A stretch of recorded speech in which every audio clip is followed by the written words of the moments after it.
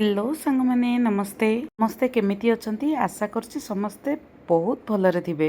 आज आमे बनेबा बिहारी स्टाइल अंडा करी तो समस्ते घरे बनौ ही थिबे।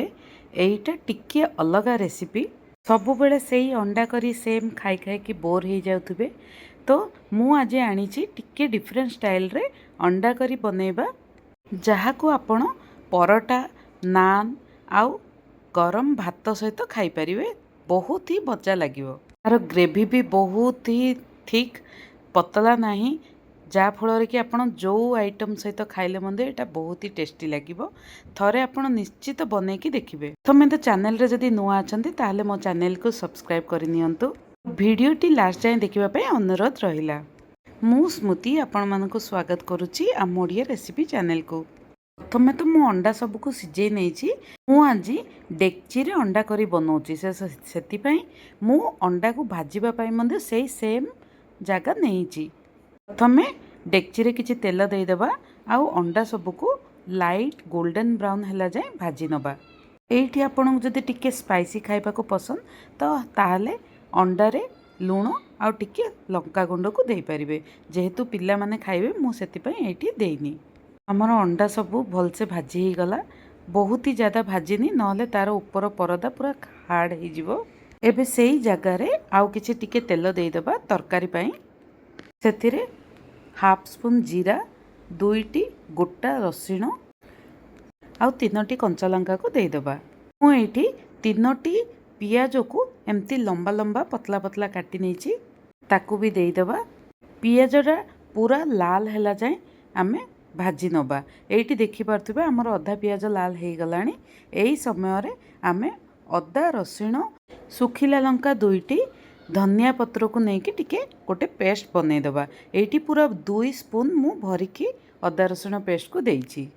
रसुण एठी पकेबारे जमारू भी स्किप करिवेनी काहेकि बिहारी मानकर सबु आइटम रे गोटा रसुण पड़ी थाए।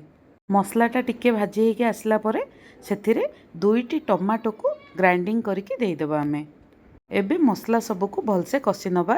मसला कषा हो गला परे एबे आमे सुखा मसला सब देदेबा। हळदी गुंड मर्च गुंड धनिया गुंड जीरा गुंड देकी भलसे मिसई नबा। एठी मु सबु इंग्रेडिएंट 6टी अंडा हिसाब रे नेछि। आपण आपणकर हिसाब रे कम अधिक करि परिबे। मसला तो तले पड़ी न जीवो सेतिपई मु अल्प टिके ग्राइंडर रे पानी जो टमाटो बाटी थी ताकू धोईकी दे देइछि। एठी देखि पारथुबे तेल हमर ऊपर को आसी गलानी। अल्प अधा मसला कषा हो गलानी। एही समय रे मु गोटे पेस्ट बनैछि ताहा पूरा प्रॉपर हेई पारलानी काहेकि ना मोर क्वांटिटी बहुत कम थिला। सबु खड़ा मसला को एठी मु गोटे ग्राइंडिंग जार रे पेस्ट करी देइछि। एबे देखि पारथुबे केते सुंदर कलर आसीला।